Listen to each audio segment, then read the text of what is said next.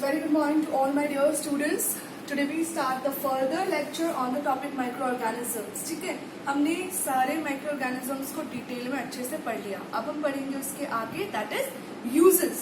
See, आज हमारा जो टॉपिक है that is uses of what? Uses of microorganisms. मैंने आपके सामने सारे uses लिख दिए हैं ताकि मैं आपको फटाफट एक्सप्लेन करती जाऊँ वीडियो.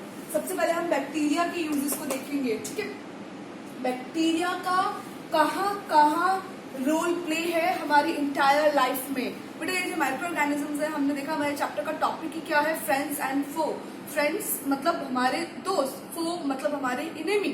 ठीक है, तो बेटा माइक्रो ऑर्गेनिजम्स का यूज दोनों ही तरीके से है. वो हमारे लिए फायदेमंद भी है और वो हमारे लिए नुकसानदेह भी है. वो हमें नुकसान भी पहुंचाते हैं और वो हमें बहुत फायदा भी देते हैं. तो हमने वही जानना है कि फ्रेंड्स के रूप में वो क्या हमें देते हैं, मतलब उनसे हमारा क्या फायदा हो रहा है. So we have to start from bacteria. Bacteria very first in sewage treatment plant. बेटा सीवेज ट्रीटमेंट प्लांट वो प्लांट्स होते हैं, प्लांट्स इन द सेंस पेड़ पौधे नहीं बेटा, कोई भी बहुत बड़ी प्लेस होती है जहाँ पे सीवेज ट्रीटमेंट्स को बनाया जाता है, जहाँ पे पूरे इंटायर कॉलोनी का इंटायर, जैसे कि हम पर्टिकुलर वो एरिया ले लें जहाँ पे आप रहते हो.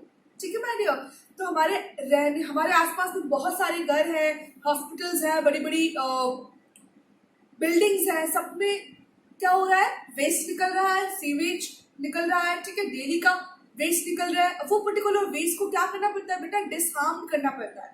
मतलब अगर वो पर्टिकुलर वेस्ट को आप देखो, अगर हम ओपन में क्या करें, अगर हम ओपन में एक्सक्रीट आउट करेंगे, जैसे कि आपने देखा होगा जो जानवर हैं, काउ, बफेलो, डॉग, कैट्स वगैरह, जब ओपन में एक्सक्रीट आउट कर देती है, अनडाइजेस्टेड वेस्ट पार्टिकल्स को निकाल देती है, तो आपने देखा होगा उसमें क्या होता है, बहुत स्मेल आने लग जाती है.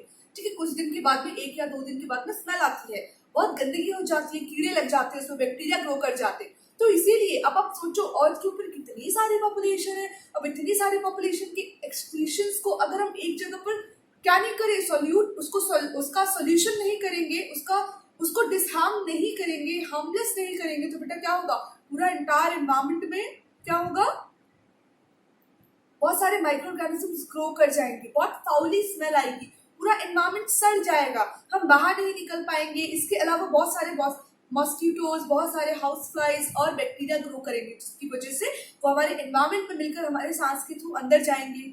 ठीक है, हम जो खाना खाएंगे उस पर आके मक्खी मच्छर बैठ जाएंगे, तो हम बहुत जल्दी बीमार हो जाएंगे. इसलिए एंटायर कॉलोनी, ठीक है, या स्टेट लेवल या डिस्ट्रिक्ट लेवल पे जितने भी सीवेज ट्रीटमेंट प्लांट बनाए जाते हैं, वहाँ पे घर का जितना भी गंदगी होती है, इंडस्ट्रीज की जितनी भी गंदगी होती है, वो सबको इस प्लांट्स में पहुंचा दिया जाता है. एक तरीके की इंडस्ट्री है ये. ठीक है बेटा, वहाँ बहुत बड़े बड़े ह्यूज टैंक्स बने होते हैं, सीमेंटेड टैंक्स बने होते हैं, जिसके अंदर सीवेज को डाला जाता है एंड बहुत सारे बैक्टीरिया प्लस बहुत सारे केमिकल्स के साथ उसको रिएक्ट करवाया जाता है, ताकि वो पर्टिकुलर बैक्टीरिया क्या करे, उस गंदगी को डिकम्पोज कर दे. ठीक है, जो कॉम्प्लेक्स सब्सटेंसेस है उसको क्या कर दे, सिंपल सब्सटेंसेस में कन्वर्ट कर दे, ताकि फिर उसको बाद में रिवर में डंप किया जा सके. ठीक है, बात समझ आई माय डियर. तो सीवेज ट्रीटमेंट प्लांट्स में बैक्टीरिया का इंपॉर्टेंट रोल है. क्लियर, चलिए आगे बढ़ते हैं. इन मेडिसिन में बहुत इंपॉर्टेंट रोल है बेटा. बहुत सारी मेडिसिन बैक्टीरिया की वजह से ही बनती है. मेडिसिन बनाने के लिए बैक्टीरिया को इकट्ठा किया जाता है या ग्रो किया जाता है, अंदर उसके सेल्स में से सीरम निकाला जाता है. वो पर्टिकुलर सीरम फिर क्या बनाने में हेल्प करेगा, या तो मेडिसिन या फिर वैक्सीन, दोनों ही पर्पज में यूज किए जाते हैं. ठीक है माय डियर, तो मेडिसिन की बात करें तो वेरी फर्स्ट एंटीबायोटिक्स. कई सारे एंटीबायोटिक्स हम खाते हैं जब हमें फीवर फील होता है या हमें जुकाम होता है. ठीक है, अभी तो टाइम भी बहुत खराब चल रहा है ना, कोरोना टाइम चल रहा है, मतलब बहुत ज्यादा रेस्पिरेटरी प्रॉब्लम्स हो रही है, जुकाम हो रहा है, मौसम चेंज हो रहा है, तो इट इज वेरी नेसेसरी कि आपको जब भी फील हो ऐसा तो हम एंटीबायोटिक ले. तो एंटीबायोटिक कौन कौन से, स्ट्रेप्टोमाइसिन, क्लोरोमाइसिन. ठीक है बेटा, मैंने नाम भी साथ में लिख दिए हैं, इसके क्वेश्चन आ सकते हैं. फिर वैक्सीन की मैं बात करूँ, जो वैक्सीन भी बनाया जा रहा है, वैक्सीन आपको पता है ना, इंजेक्शन के अंदर जो हम लिक्विड डाला जाता है, वो पर्टिकुलर इंजेक्ट किया जाता है हमारी बॉडी के अंदर, दैट इज कॉल्ड वैक्सीन. ठीक है, और उस प्रोसेस को हम वैक्सीनेशन बोलते हैं. तो मैंने आपको यहाँ पे एक एग्जांपल दिया है, जैसे कि बीसीजी वैक्सीन है बेटा. बीसीजी वैक्सीन बैसिलस कैलमेटिक इसका फुल फॉर्म है, और ये किसके लिए है बेटा, ये ट्यूबरकुलोसिस के लिए है. ट्यूबरकुलोसिस, टीबी, जिसमें बहुत खांसी होती है पर्सन को, उसके लंग इन्फेक्टेड हो जाते हैं, इतनी खांसी होती है, सूखी खांसी. ठीक है, जिसमें कोई कफ नहीं निकलता, और ये बहुत हाईली पैंडेमिक डिसीज है ये. ठीक है, चलिए आगे बढ़ते हैं। अब हम एग्रीकल्चर पर्पस में भी बैक्टीरिया का यूज होता है बेटा। ये एग्रीकल्चर फील्ड में क्या होता है, जब आपने फसल काट ली, ठीक है, और फसल कटने के बाद में लेकिन फिर भी कुछ कुछ पार्ट्स पर्टिकुलर फील्ड में रह जाते हैं, ठीक है, तो वो पर्टिकुलर फील्ड के अंदर उसको सड़ने के लिए छोड़ दिया जाता है। उसके ऊपर बैक्टीरिया करते हैं ग्रो, और वो बैक्टीरिया पर्टिकुलर जो भी लीव्स और रूट्स वगैरह जो रह गई है, जो रेस्ट ऑफ द पार्ट्स रह गए हैं प्लांट के, वो पर्टिकुलर क्रॉप के, उसको सड़ाते हैं तो कन्वर्जन होता है। कन्वर्जन होता है तो उसके जो मिनरल्स है अगेन कहाँ मिल जाते हैं, उस पर्टिकुलर फील्ड के सॉइल में मिल जाते हैं। तो इसलिए एग्रीकल्चर में भी बहुत इंपॉर्टेंट रोल प्ले करते हैं। डेड और डिकेइंग सब्सटेंस के ऊपर एक्ट करते हैं, उन पे ग्रो करते हैं, और पर्टिकुलर जो डेड और डिकेइंग सब्सटेंस जो बहुत ही पॉइजनस सब्सटेंस है उसको सिंपल सब्सटेंसेस में कन्वर्ट करके सॉइल में वापस मिला देते हैं, तो सॉइल में वापस से मिनरल्स मिल जाते हैं, ठीक है। नेक्स्ट आ जाता है नाइट्रोजन फिक्सेशन। ये प्रोसेस मैं आपको इन फर्दर क्लास जब आगे हम पढ़ेंगे वाटर चैप्टर, तो उसमें मैं आपको बहुत अच्छे से समझाऊंगी, ठीक है। और वाटर चैप्टर से पहले हम इसको सॉइल में भी पढ़ सकते हैं, नाइट्रोजन फिक्सेशन क्या होता है। जो एटमॉस्फेरिक नाइट्रोजन है, जो सॉइल में जो बैक्टीरिया जो प्रेजेंट होते हैं, वो एटमॉस्फेरिक नाइट्रोजन को क्या कर लेते हैं, कन्वर्ट कर देते हैं, और नाइट्रेट में या नाइट्रोजन अमोनिया के फॉर्म में कन्वर्ट कर देते हैं, ताकि प्लांट्स को मिल सके। प्लांट के लिए नाइट्रोजन बहुत इंपॉर्टेंट मिनरल है, किसके फॉर्म में, नाइट्रेट और नाइट्राइट के फॉर्म में, ठीक है। बात समझे। प्लांट्स डायरेक्ट नाइट्रोजन की गैस को नहीं ले सकता, वो क्या लेता है, एनवायरमेंट में से कार्बन डाइऑक्साइड और ऑक्सीजन, नाइट्रोजन नहीं ले सकता, पर नाइट्रोजन की जरूरत है उसको, नाइट्रोजन की जरूरत है, तो इसलिए जो कुछ बैक्टीरिया है वो एटमॉस्फेयर में जो नाइट्रोजन गैस है उसको पकड़ लेते हैं और उसको कन्वर्ट कर देते हैं नाइट्राइट और नाइट्रेट में। Some of the bacteria are there, कौन कौन से बैक्टीरिया है वो, एजोटोबैक्टर, राइजोबियम, क्लॉस्ट्रीडियम, ऐसे कुछ बैक्टीरिया है जो नाइट्रोजन को फिक्स करने में हेल्प करते हैं। बस समझ आ गई। आगे चलते हैं हम इन इंडस्ट्रीज के अंदर भी बहुत इंपॉर्टेंट रोल प्ले करते हैं। कई बड़ी बड़ी इंडस्ट्रीज होती है बेटा, इंडस्ट्रीज के साथ में कई ऐसी फूड इंडस्ट्रीज हैं, जैसे कि आपने देखा होगा अल्कोहल बनता है, तो अल्कोहल डायरेक्ट नहीं बनता बेटा, अल्कोहल में बैक्टीरिया का यूज होता है, क्योंकि वो फर्मेंट करने में हेल्प करते हैं, ठीक है। तो कौन सा बैक्टर हो गया, एसिटोबैक्टर हो गया, जिसकी वजह से देखो एसीटोन, अल्कोहल, कई सारे एसिड्स की जरूरत पड़ती है। लैक्टोबैसिलस हो गया, लैक्टोबैसिलस क्या दे रहा है, लैक्टिक एसिड दे रहा है। एसीटोन क्या, एसिडोबैक्टर क्या दे रहा है, एसीटोन दे रहा है। बात समझ आई मेरी, ठीक है। नेक्स्ट देख लेते हैं लैक्टोबैसिलस। आपने पढ़ाई होगा कि कर्ड बनाने में, दही को बनाने में कौन सा बैक्टीरिया हेल्प करता है, लैक्टोबैसिलस बैक्टीरिया। नहीं पता किस बच्चों को, तो अब याद रखना, क्वेश्चन डायरेक्ट बन के आता है, which bacteria help in the formation of curd, that is lactobacillus bacteria, ठीक है। कर्ड को बनाने में, पनीर बनाने में, इन सब में हेल्प करता है। क्लियर हो गई बात। चलो अब हम आगे देखते हैं, फंगी के यूजेस देखते हैं। तो फंगी का यूज सबसे पहले मेडिसिन में देख ले बेटा। तो वेरी फर्स्ट अलेक्जेंडर फ्लेमिंग ने, नाम लिख देती हूँ,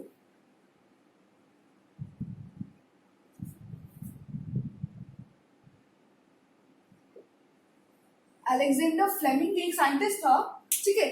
एनोनिमसली इनसे, इनको नहीं पता था क्या हुआ, ये अपने लैब में वर्क कर रहे थे, बहुत सारी फंगीज के साथ में वर्क करते थे, ठीक है। तो इनके पास में एक आदमी आया, बहुत घायल हो रखा था वो, ठीक है, वॉर वगैरह चल रही थी तो घायल हो रखा था। अब उसके पास में एक आदमी आया, उनको लोगों को ट्रीटमेंट देनी थी, तो पर्टिकुलर एक आदमी आया, उसको बहुत घाव, उसको बहुत ज्यादा वुंड्स बहुत ज्यादा हो रहे थे। तो क्या हुआ, इनके लैब में बहुत सारे फंगीज के ऊपर एक्सट्रैक्शन वगैरह रखे हुए थे, वर्क कर रहे थे फंगीज पर बहुत सारी, तो वहां पे पेनिसिलियम फंगी भी थी। अब क्या हुआ, रैंडमली इन्होंने क्या किया, इनको लेनी कोई और फंगी का एक्सट्रैक्शन था, लेकिन इनके हाथ में क्या आ गया, पेनिसिलियम फंगी का एक्सट्रैक्शन आ गया, और वो उन्होंने पर्टिकुलर पर्सन के ऊपर उसके वुंड्स को उससे साफ कर दिया, लगा दिया। उन्होंने देखा कि इस पेनिसिलियम जो फंगी है, ये वाली पेनिसिलियम जो फंगी है, इसने क्या किया, बहुत जल्दी उस पर्सन के घाव को ठीक कर दिया। तब उन्होंने इसकी प्रॉपर्टीज को जाना कि पेनिसिलियम फंगी के अंदर क्या प्रॉपर्टीज है। तब जब उन्होंने अच्छे से स्टडी करी, देन ही गॉट कि पेनिसिलियम फंगी से पेनिसिलिन एंजाइम्स निकलते हैं, वो क्या करते हैं, चोट को बहुत जल्दी ठीक करने में हेल्प करते हैं, जो कि एक तरीके से एंटीबायोटिक प्रॉपर्टी है। बात समझ आई। तो ये पेनिसिलियम से पेनिसिलिन जो एंटीबायोटिक है, वो सबसे पहले किसने फाइंड आउट करी थी, अलेक्जेंडर फ्लेमिंग ने। नाम याद रहेगा, ठीक है। मैं डार्क कलर से लिख देती हूँ। क्वेश्चन आता है बेटा इससे, सो अलेक्जेंडर फ्लेमिंग, ठीक है, ये एक साइंटिस्ट थे। चलिए आगे देखते हैं। इन इंडस्ट्रीज में आपने देखा होगा बेकरीज, हम बेकरीज पे जाते हैं, केक लेकर आते हैं, ब्रेड लेकर आते हैं, ठीक है, तो वो किससे बनी बेटा? वो फंगी, कौन सी फंगी से? यीस्ट फंगी से। और यीस्ट फंगी का काम क्या है बेटा? फर्मेंटेशन। क्या काम है उसका? फर्मेंटेशन करने का। फर्मेंटेशन का मतलब होता है, जिससे मैंने यहाँ पे एक एग्जाम्पल भी आपके सामने लिखा है, रिएक्शन मैंने आपको लिखी है कि हम जो ब्रेड बनाते हैं किससे बनाते हैं बेटा?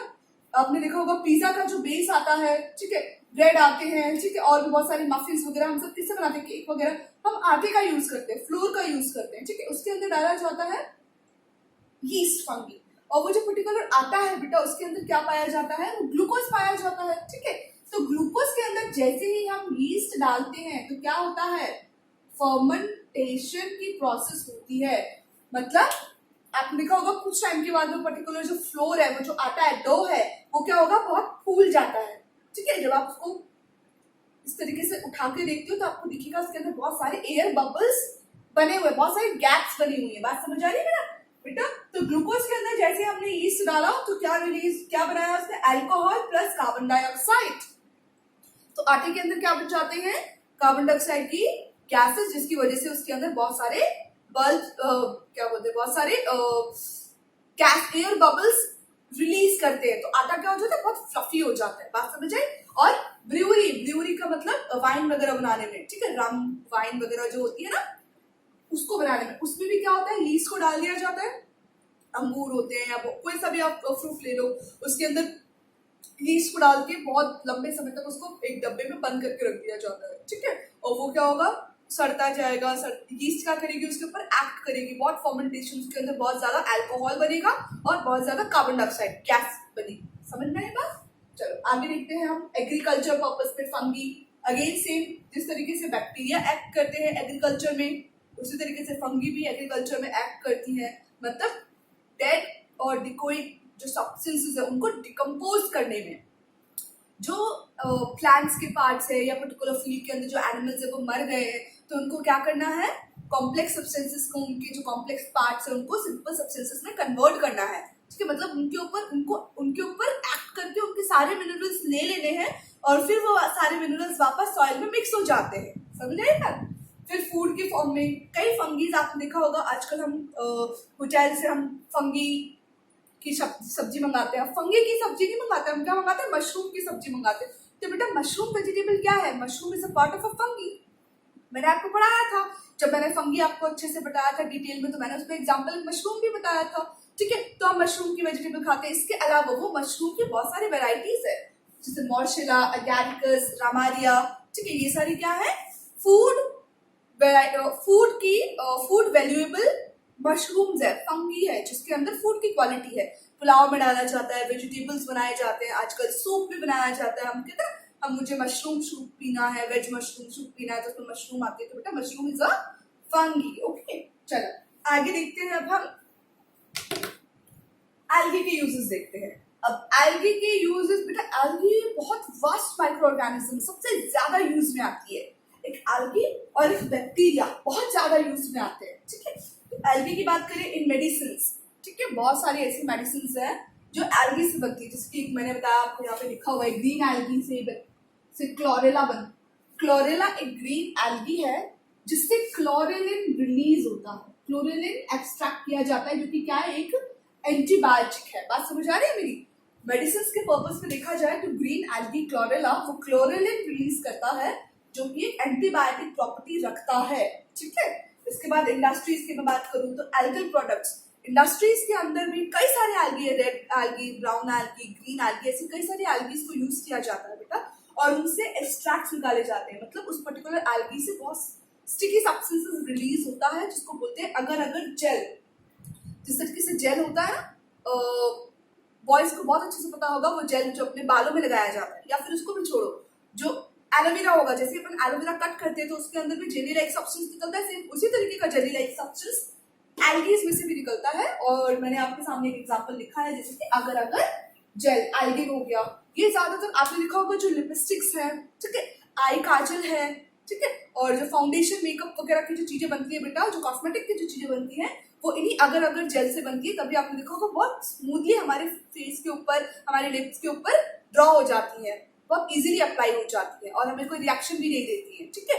इसके अलावा ये पर्टिकुलर अगर अगर जेल लैब्स वगैरह में भी यूज किए जाते हैं, फूड में भी यूज किए जाते हैं, मेडिसिन में भी बनाने में यूज किए जाते हैं। आगे देखते हैं, ये जो पर्टिकुलर एल्गीज है, जिसकी ब्राउन एल्गी होगी बेटा, ठीक है, वो किस में यूज करी जाती है, किस सोर्स के लिए यूज करी जाती है, ये न्यूट्रिएंट्स को लेने के लिए यूज करी जाती है। मतलब बेसिकली चाइना और जापान की मैं बात करूं, वहां पे ये एल्गी को खाने का कंसेप्ट है, वहां पे ये लोग एल्गी खाते हैं। समुद्र के अंदर जो बहुत एल्गीज ग्रो करती है, जिसकी ये कैल्प की मैं बात करूं, कैल्प लॉन्ग लीव्स की एल्गी है ये एल्गी, ठीक है। कई एल्गीज होती है बेटा जो यूनिसेलुलर, मैंने आपको पढ़ाया था यूनिसेलुलर मल्टीसेलुलर।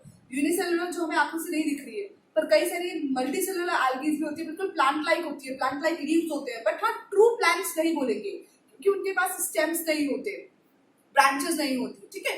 रूट्स भी बहुत छोटी होती है क्योंकि ये प्लांट जो है पानी के अंदर उगते हैं, समुद्र के अंदर उगते हैं।